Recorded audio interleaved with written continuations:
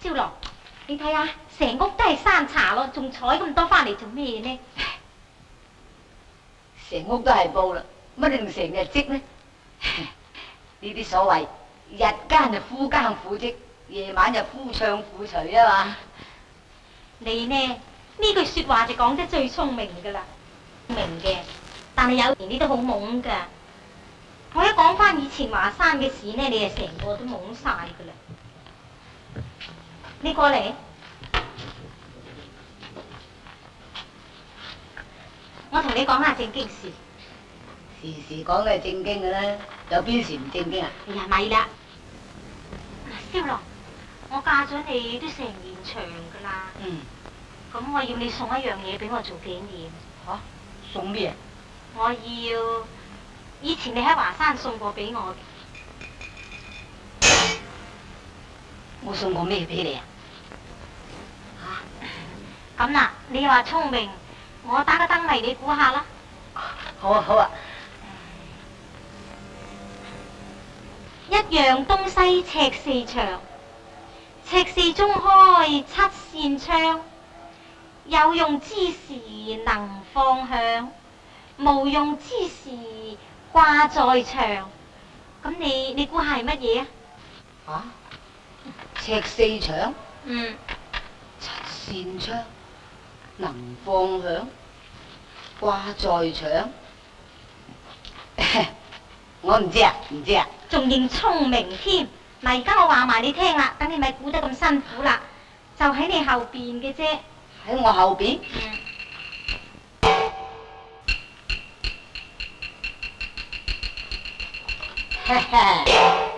呢度仲估唔到？呢盞燈咩？點解啊？點解啊？我解俾你聽啊！一盞宮燈就尺四長，呢兩眼大約係尺四啊。尺四中開七扇窗，一二三四五六七。燈盡油呼就逼巴響啦，燈花爆逼巴咁響啦，無光無火掛在牆啦。仲估唔到？仲自認聰明添，都估錯晒。咦，駙馬爺，咩估錯晒啊？哦，馬公子，你嚟到啱啦，你幫我買手啦。咩？你龍玉俾個啞米，我猜唔掂。咩啞米啊？佢話一樣東西誒尺四長。哦，尺四長。尺四中開就七扇窗。七扇窗。有用之時能放響。能放響。無用之時啊掛在牆。掛在牆。你話係咩咧？咁都估唔到，蘇蝦仔嚟啊嘛！蘇蝦仔？係啊。點解？嗱，出世孩兒尺四長啊，五官七竅就七扇窗。嗱，一二三四五六七。肚餓之時啊，呱呱響；食飽之時咪放在牆啦。放在牆？掛喺牆啊？